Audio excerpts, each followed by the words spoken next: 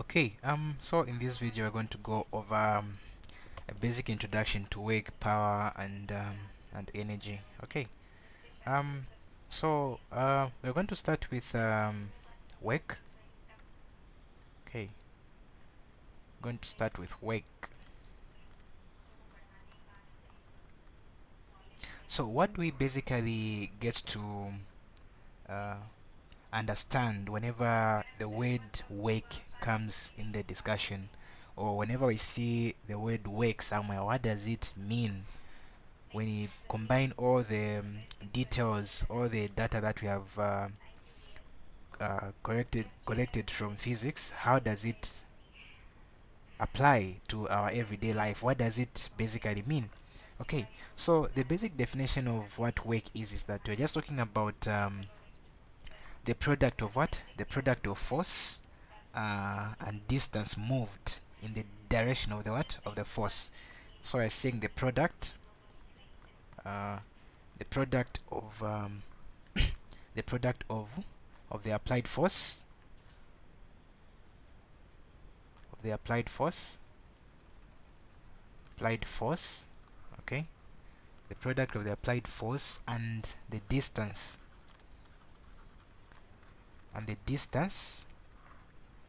that is covered in the direction of the force. Distance and the distance covered, okay, covered in the direction of the force. So we're talking about us applying a force. It can be, this really happens in a lot of ways. We do this nearly every day, but sometimes just don't realize to say this is work that we are doing. We find that the force that we are applying is like the distance in which you are moving is in respect to the force that is being applied. As from the definition, say the product of the applied force and the distance covered in the direction of the force. So it's more like let's say you have this base here, the ground, and let's say you have a massive object here.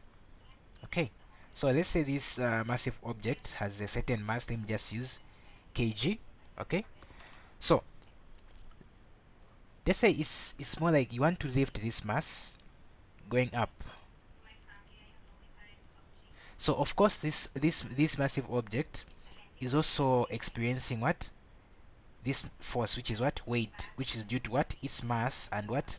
And the gravity, which is meters per second what? Per second squared. Okay, so meters per second squared there. So just say squared. So of course it's experiencing a mass. Now, for us to lift this massive object going up, it's going in this direction, and the force is applying going where? Going up like that. It can also be the same thing as applying this force. I mean this the force in this direction going. Maybe we say this is what? We know to say this is what? This is our north, this is our east, this is our what? Our west, and this is our south. Let's say we are applying a force from what? From west to what? To east, going in that direction. We apply that force and we'll be moving in this direction, and probably work is going to be what? Work is going to be done. Of course, in some cases, it depends on how the question has been given to you. Sometimes the question is given is given a situation whereby they have given you what? The kinetic friction as well. And you should know to say for kinetic friction, it always acts against the what? The motion. Okay, so just ask me to say when you have a force, when you have an applied force and the distance covered in the direction of the force, the product of those two is just basically what we term as what? As work. So we can just say our work done is equals to what? The force multiplied by what? The distance. So in this case we can use what? S. Alright, so this is the basic formula for what? For us, the formula that we can use to find what? The work done by a force. Okay, so what about power?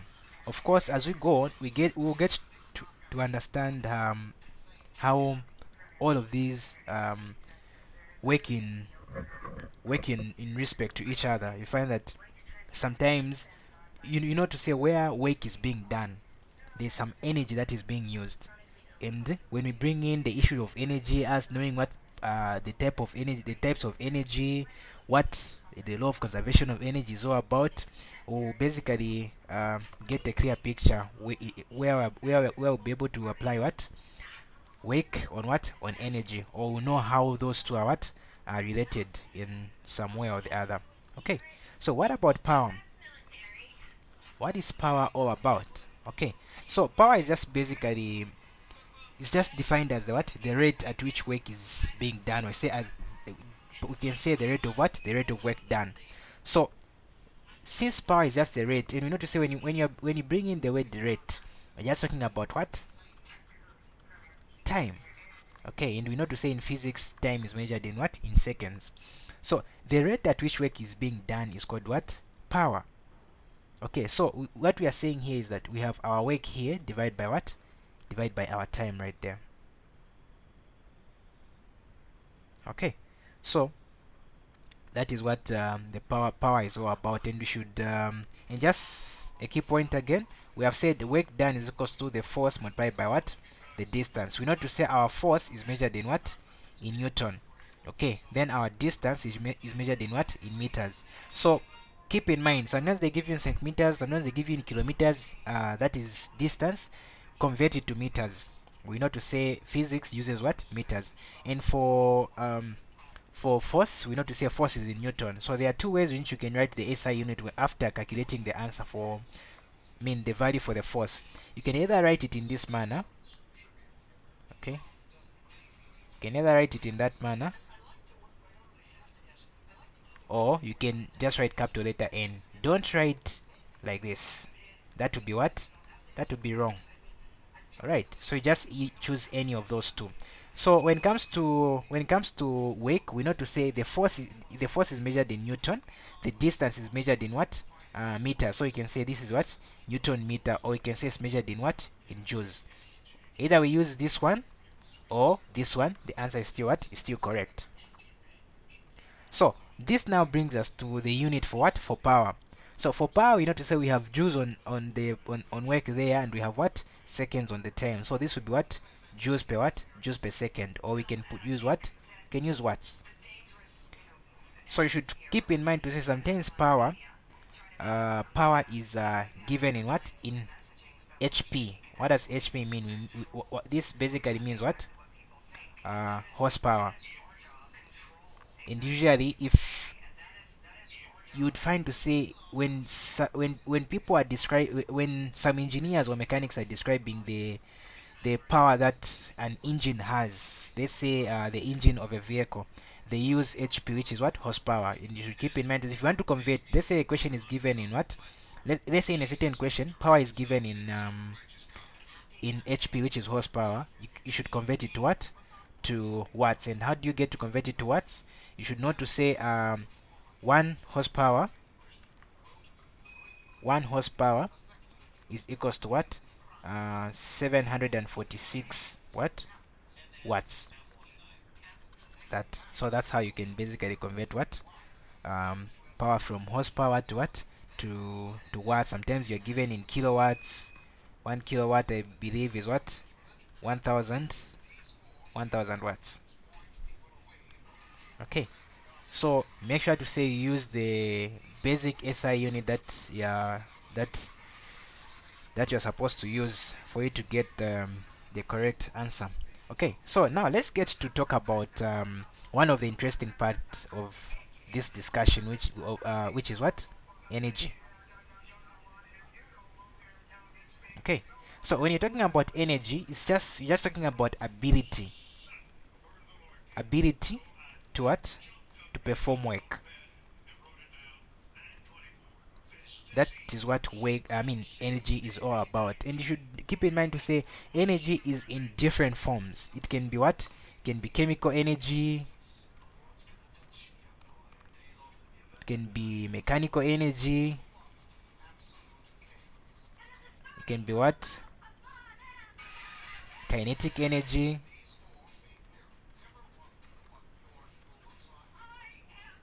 it can be potential energy. there are just a good number of forms of energy that we can that we can mention. Yeah, so it's just the matter of us understanding what energy is all about. And we have said energy is just the ability to perform what, to perform work. And you are able to say from these definitions, and talking about the work that is done, there is a force involved. When you're talking about the power, there is work involved. When you're talking about energy, there is work that is involved. For the ability for us to perform the work that we're able to perform, there is energy that is being involved. For that work, for that work to be done, energy needs to be involved. Without that energy, work can be performed. Okay.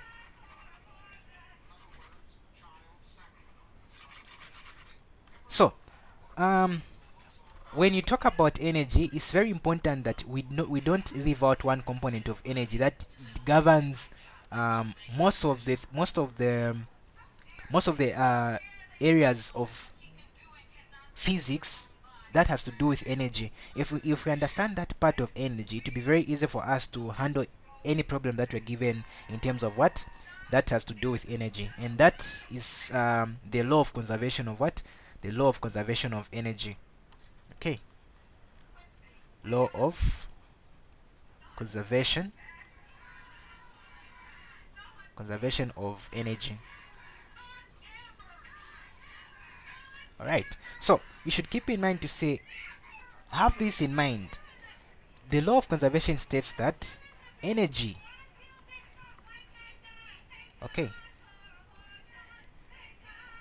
energy cannot, in simple terms, energy be cannot be created nor destroyed.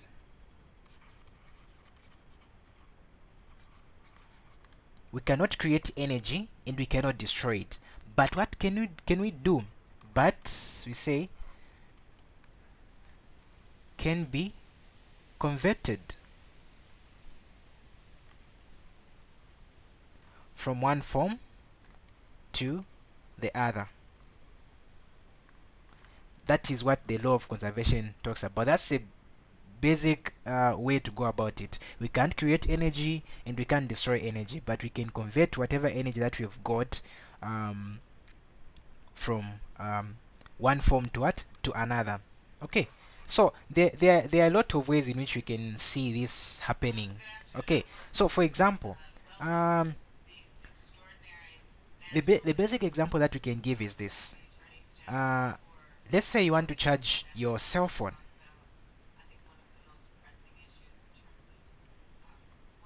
Okay, you say you want to charge your what, your cell phone.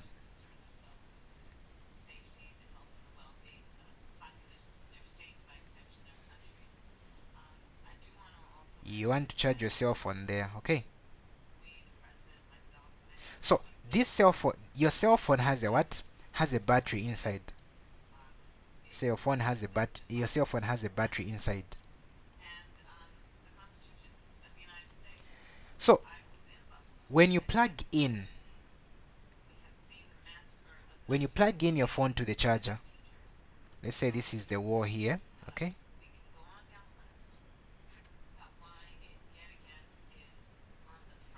something like that. When you plug in the phone to the charger, your phone will start charging, and you should keep in mind to say your phone has a battery. Your phone has a what, has a battery. So what it's getting is called what, electric energy. Electric energy. And that energy is being stored in the what, in the battery. But is it still stored as electric energy? The answer is no. It's stored as what, it's stored as chemical energy. Okay, the battery stores energy as what, as chemical energy. So now you have seen to say, like, from electric energy we have gone to what, to chemical energy. We have not created this electric energy and we have not destroyed it, but we have converted this electric energy to what, to chemical energy. And that is what, well, that is what it means by what, the law of conservation of what, of energy. Even if you talk about electric vehicles, okay, so the electric vehicles has they have what, they have batteries on the base of the vehicle, depending on where they have placed the battery pack. So those batteries are going to power the electric motor itself. So that electric motor is the one that is going to be rotating the wheels of that vehicle. Okay. So you have this, you have this battery pack here. It's going to transport electric energy to to this motor. So what will happen to this motor is that this one is going to convert that electric energy to to mechanical energy, and that mechanical energy is going to produce the rotation that you're going to see. Okay, so that is the basic way of which we can approach that we can use to understand the law of conservation of the law of conservation of energy. And it's very important that we understand this part, because many of the questions that you're going to face has to do with the law of conservation of energy, because it has to do with when you're given energy in a certain form, then they ask you the energy that you're going to have in the other form. So if you understand what the law of conservation states, and you really know everything about it, then everything is going to be simple and straightforward for you. So the basic forms of energy that we talk about is what is known as, one is known as the kinetic energy, another one is known as the potential energy, or sometimes we can say the GPE, gravitational potential energy. So if you want to say, according to the formula, the kinetic energy is half of the mass and the velocity squared. Then the potential energy is just a component of It's just a component of or they say the product of the mass, the gravity, and the distance that you are given, or you say the height. So we find that these two are related in some ways, and you find that in some past papers they have given you the potential energy, then they're asking you for the velocity. So it's just a matter of us now knowing to say, oh, this applies in that manner, and to say this is my energy and this is also energy. Since I can't create this energy and I can't destroy it, I can convert it from one form to another. Hence, from potential energy I can take it to kinetic energy. The same value. You're not reducing it, you're not increasing it, because the law of conservation says we are not creating it, you're not destroying it, but just converting from one form to another. And what's really the difference between these two? When you're talking about kinetic energy, what should come in your mind is the word motion. Talking about motion. I'll say virtue of virtue of motion. So I'll say virtue of position. So when a massive object is just resting on a certain surface, it possesses potential energy. Okay, when you're talking about in respect to motion, you're talking about kinetic energy. It's the same amount of energy, but one we describe it in terms of motion, another one we describe it in terms of just the visual position of that object. And it even makes more sense, because when you look at kinetic energy, it has a component of velocity. And whenever you speak of velocity, there's always what is known as acceleration, we know. Okay, yeah, so that's how we basically get to understand these components, the work, the power, and the energy, and how they are well related to each other. And sometimes when you start talking about pressure, sometimes there are questions that have to do with work done by let's say you are given this let's say this is something like a syringe. Okay.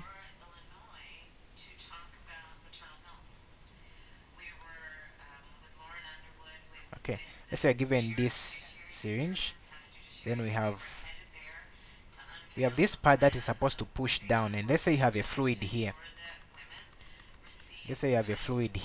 So we know to say here this has to do with with pressure. Okay, this has to do with pressure. You know to say pressure is just the force per unit area. And when talking about force, force is a component of so we want to know the work that is done by this pressure. So we know to say our work done is equals to our force multiplied by our distance. So meaning our force is equals to what? Our work done divided by what? Divided by the distance. So we can come and say, oh, okay, pressure is equals to what? The work done over what? The distance divided by what? The surface area.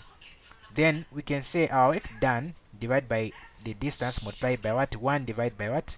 That. So meaning our work done, we say our pressure is equals to what? The work done divided by what? The distance times what? Times the area there. So we can manipulate this more. We know to say, so for us to find the work done by this pressure, meaning you're saying our work done will be equals to what? The pressure multiplied by the distance and the what? And the area that we are given. And if you want to be more clever, you'll be able to know to say the components of distance and the area is just what? Volume. The change in volume. So we can say now our work done is equals to what? The pressure times the change in what? Change in volume. So that's how we find the work that is done by the what? By the pressure. Okay. So that's all from this video. Yeah, watch out for the next video. We are going to talk about the work energy theorem. We are going to talk about the relationship between the energy and the work that is done, or we say the work that is done by the energy. Okay. Thank you.